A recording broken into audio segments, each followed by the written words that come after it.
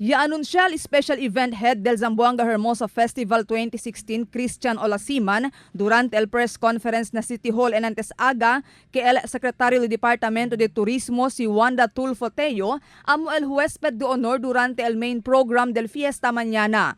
Según con Olasiman, ay ase con el main program mañana a las 3 del tarde na Paseo del Mar. Our guest speaker for October 11, that's the Fiesta Main Program, and the street dance competition is the Secretary of the Department of Tourism, Secretary Wanda Teo.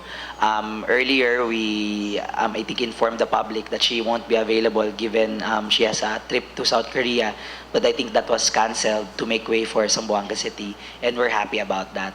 Ay principia el main program por medio del Street Dance Competition que ay conducí a la 1 del tarde desde na Calle Ledesma para na Paseo del Mar. Si Olasiman niya habla, 9 magagrupo el ay competi na street dance, 3 desde la eskwela elementaria, isa is grupo para na open category. Ay man showdown pa según el mga kontestante na Paseo del Mar.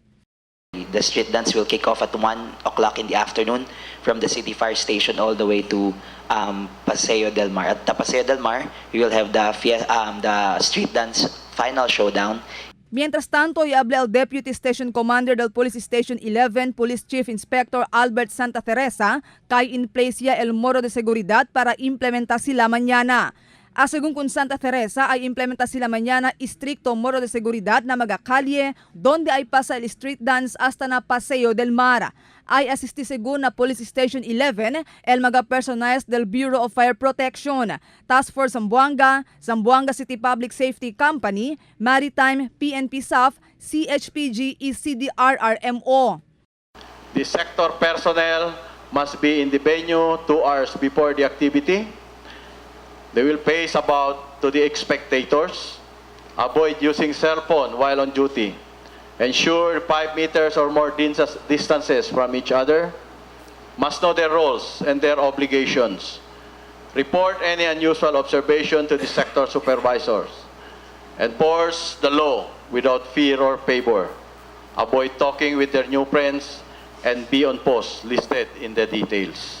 Parte también según na diila contingency plan si que manera responde el cada personajes en tal caso man ay tiene algo suceso mañana igual al incidente de explosión. Pero mediante con este ya hace claro si Santa Teresa kay nuway ta recibe amenazo de bomba el gobierno local durante el main program mañana del Zamboanga Hermosa Festival.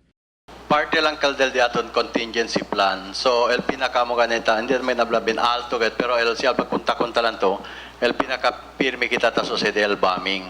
So uno kita kalya se el na contingency plan el bombing para at least aware el mga gente sin kaso. Pero hindi kaltan min na amo ka del pinabien alto kayod but normal el di aton situation po.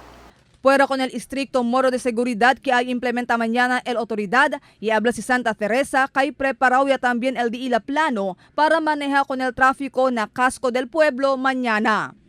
Marifita Mayo, Dateline Zamboanga.